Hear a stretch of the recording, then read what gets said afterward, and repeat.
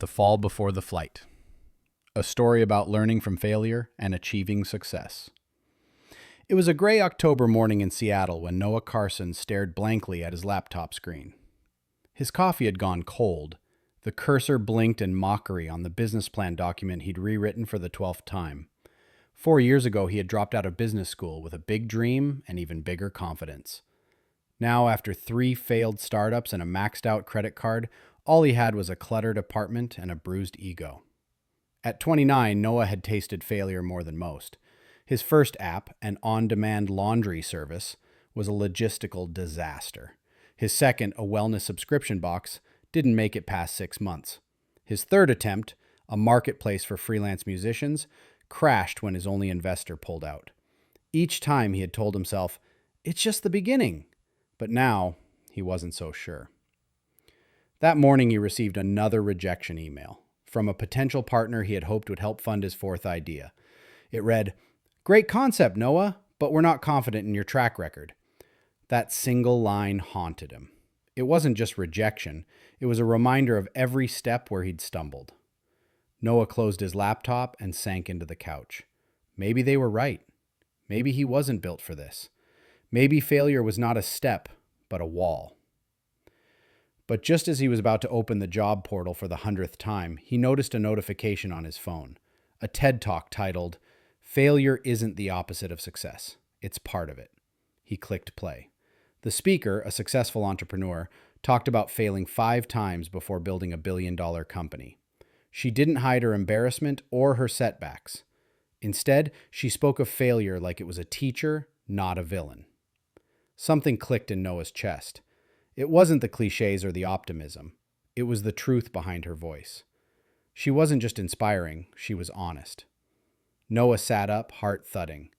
What if failure wasn't the end? What if, all this time, he had been learning, collecting tools he didn't even realize he needed? That night, Noah dusted off his whiteboard. He scribbled, erased, and scribbled again. By 2 a.m., a new concept was born. KindMind, an AI-powered mental wellness platform designed for people who couldn't afford therapy. It wasn't just a product, it was personal. He had battled anxiety and burnout quietly for years, and he knew he wasn't alone. But this time, Noah didn't rush. He didn't look for funding first. He didn't build a shiny website or start a flashy marketing campaign. Instead, he emailed 10 psychology students from a local university, asking for feedback. He offered coffee and gift cards for their time. 8 replied. They tore apart his idea, and he welcomed it. One said, "The tone feels robotic." Another pointed out, "You're assuming everyone is comfortable with AI." It stung, but for once, Noah didn't take it as a blow. He took it as a map. Over the next 3 months, he tested, failed, adjusted, and tested again. He created a beta version and offered it for free on Reddit. Hundreds signed up. Noah rented a tiny shared workspace. It had creaky floors and a leaky ceiling, but he felt more alive than he had in years. Every email, every user feedback, every bug, it was fuel. There were moments he wanted to give up, like when a software update wiped 2 weeks of progress, or when a mental health advocate accused the app of oversimplifying emotional struggles. But he listened, learned, and refined. His failures had taught him humility. They had taught him not to assume, not to rush, and most importantly, not to build alone. Noah brought on a co-founder, Tara, a former therapist turned coder who believed in ethical tech. With her help, they restructured the app's tone, added real-time therapist reviews, and created a community forum. The app became more than code, it became a support system. 6 months in, KindMind had 10,000 users. Most came through word of mouth, people sharing how the app helped them through anxiety episodes, sleepless nights, or even job interviews. Then came the email Noah had been dreaming of. A VC firm in San Francisco wanted a call. They'd heard about KindMind through a podcast that Noah had done at a local tech event. The email ended with, "We're impressed, not just by your numbers, but by your persistence. Let's talk." Noah didn't cry, but he came close.